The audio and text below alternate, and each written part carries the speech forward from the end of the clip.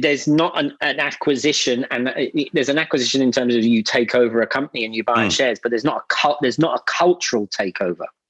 So it's not like you keep the best people and you keep the culture. And that even now, 20, 30 years, you'll see that within our different acquisitions, there's still the legacy cultures still exist, which is slightly different in each division. So, I remember going and we would meet up and the people from Danzas in Switzerland would come, and Express, obviously, we were based in Brussels. And now the people from corporate finance, as Treasury was in Germany. And I remember meeting in a large castle Krickenbeck on, I think, a German-Dutch border, are seated in this large room, around 3 parts of the room. And that's where we were then discussing what was going to be the future of Treasury or corporate finance in this new 3D organization, effectively, bringing together these 3 companies.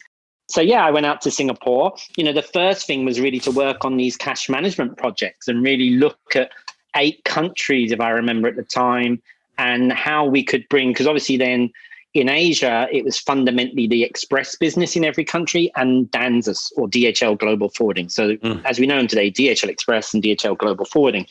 And they were working together as a finance organization already, which was great. And so you arrived, and of course, the nature of DHL is you're a colleague.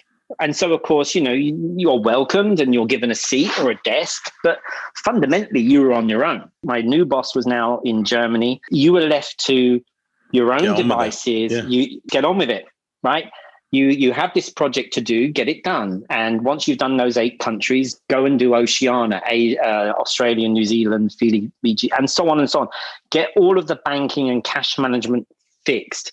Get it that we're using our core relationship banks, get it that in places like Singapore, Hong Kong, Australia, New Zealand, Japan, etc., that we're using zero balancing cash pools, that we've opened up the central entity accounts, our in-house bank is up and running and linked in, because already we had at that time, an in-house bank running. And that was actually quite interesting that you actually had 2 companies, both DHL Express and Deutsche Post, who were using in-house banking. So it was a natural, easy rollout fit. Then when you're there, then the business going, well, you're the treasury guy, right? We've got, the forwarding people will say, hey, we've got a big FX book.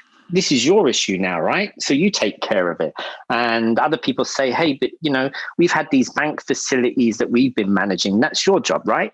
And there you go. And in the divisions, you're sitting with them, and then people are starting to say, here, this is your work, right? And it was, so you're trying to so as part of trying to centralization, the business is realizing, okay, now we have our treasury person here.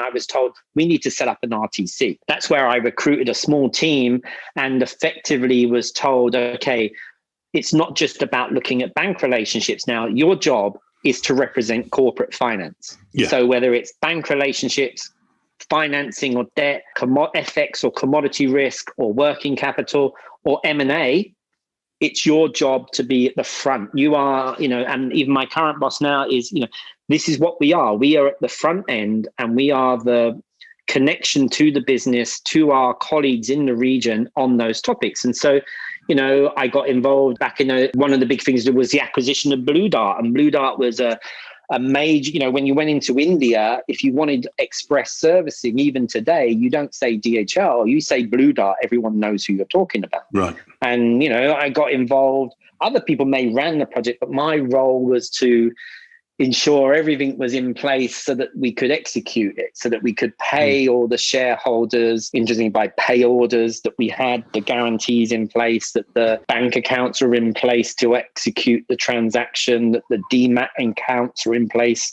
to host the shares upon purchase. And so it suddenly your role changed. It wasn't just cash management or a bit, and that, what I liked about it, we've over the years, as I say, in-house banking is a norm for us. We've rolled out the payment factory in Asia Pacific. I have a number of key banking partners who do clusters of countries.